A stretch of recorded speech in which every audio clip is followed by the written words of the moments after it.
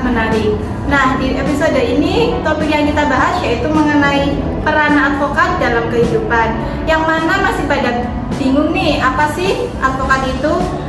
Nah, kali ini kita akan bahas di sini. Yang tentunya sudah ada narasumbernya sendiri, yaitu saya dan Bapak Christian Ade.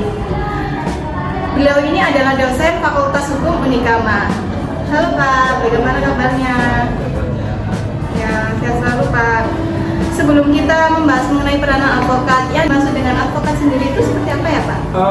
Berkaitan dengan pengertian advokat ya. Jadi berkaitan dengan advokat itu ada undang-undang advokat yang mengatur terkait dengan itu, dan pengertian advokat sebenarnya sudah terkandung di dalam undang-undang itu. Advokat adalah orang yang berprofesi memberikan bantuan hukum ya, atau jasa hukum.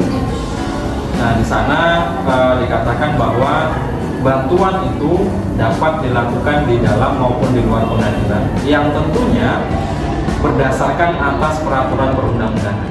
Jadi pada intinya adalah advokat adalah orang yang memiliki profesi ya, memberikan bantuan hukum di dalam maupun di luar pengadilan dengan persyaratan yang telah ditentukan oleh undang-undang. Jadi itu terkait dengan pengertian. Lalu advokat dengan pengacara itu apakah sama ya Pak?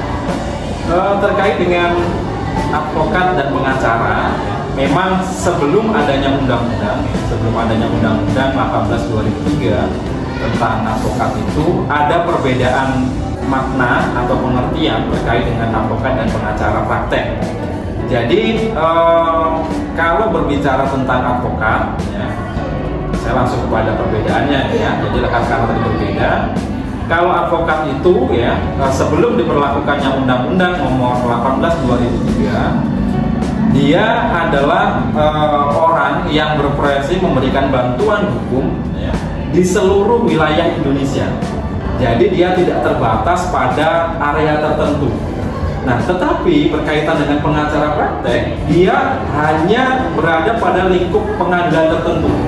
Sehingga pengacara praktek apabila membutuhkan atau mau bersidang di luar pengadilan di mana dia harus berpraktek ya, itu dia harus mendapatkan izin dari pengadilan yang mau melaksanakan atau yang mau beracara tadi. Sehingga perbedaannya di situ. Kalau advokat dirinya juga tidak bisa dilepaskan dengan yang namanya organisasi advokat. Nah, berdirinya organisasi advokat itu sendiri atau biasa disingkat sebagai OA ya, itu sudah lama sebenarnya, sangat panjang perjalanan advokat itu sendiri kalau kita berbicara tentang advokat Indonesia. Pada saat zaman sebelum kemerdekaan saja, pada saat Hindia Belanda pada saat itu ya, itu sudah ada organisasi advokat yang mewadahi tentang orang-orang yang memiliki profesi advokat itu. Kalau waktu itu ya, pada saat zaman sebelum kemerdekaan atau pada saat zaman Hindia Belanda itu, kebanyakan mereka adalah orang-orang Belanda. Jadi orang-orang Belanda yang mereka memiliki background pendidikan hukum ya, dan mereka berprofesi sebagai advokat. Nah, kemudian ya, singkat cerita berkaitan dengan organisasi advokat ini perjalanannya terus berkembang ya.